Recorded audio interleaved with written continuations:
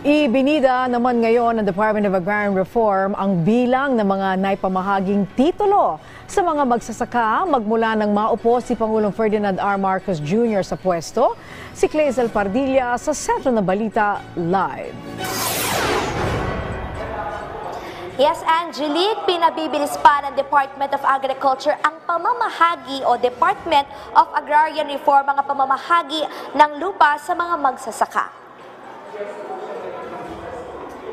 Ayon kay DAR Secretary Conrado Estrella III, ngayong taon ay papalo na sa 42,000 na mga titulo ang naipamahagi sa mga magsasaka. Sumatotal simula July 2022 sa ilalim ng administrasyon ni Pangulong Ferdinand R. Marcos Jr., lolobo na sa 137,000 na mga titulo ang naibigay ng DAR.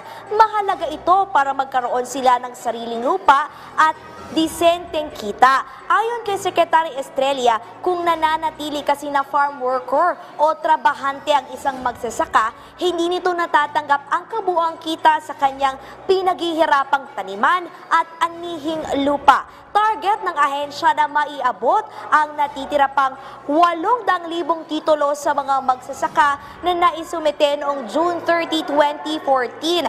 Kung wala sa listahan, ay maaari pa rin makatanggap ng libreng lupa mula sa DAR. Ipinamamahagi rin kasi ng Agrarian Reform Department ang mga lupang pagmamayari ng gobyerno na maaaring gamitin para sa sektor ng agrikultura. Kinikilala kasi, Angelique, ng DAR yung kahalagahan ng mga agricultural land para mapataas yung produksyon at makamit syempre yung kasapatan at food security. Bukod dyan ay tinututukan din ng ahensya yung mga farm to market road na kumpleto na ang 151 kilometers na kalsada mula sa mga sakahan patungo sa mga malalaking kalsada o palengke. Patuloy naman ang konstruksyon ng 131 kilometers na farm to market road. Mahalaga ito para sa mga agrarian reform beneficiaries para mas mapabilis ang paghahatid ng produkto sa labas ng sakahan patungo sa merkado o mga palengke.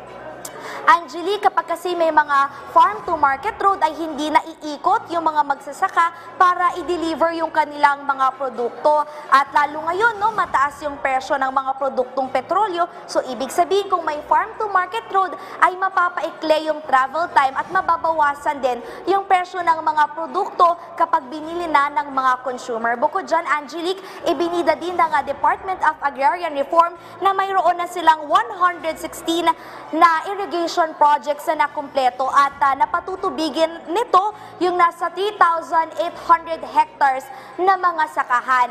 Mahalaga, Angelique, yung pagkakaroon ng irigasyon sa mga sakahan para hindi lamang isang beses ay makakapagkatanim o ani ang isang magsasaka, kung hindi 2 beses pa sa isang taon. At hindi rin matutuyo yung kanilang mga taniman, lalo na kung nakakaranas sila ng mga sinatawag na extreme weather condition gaya na lamang ng El Nino o yung matinding tagtuyot. Angelique? Okay, maraming salamat sa iyo, Clazel Pardilla.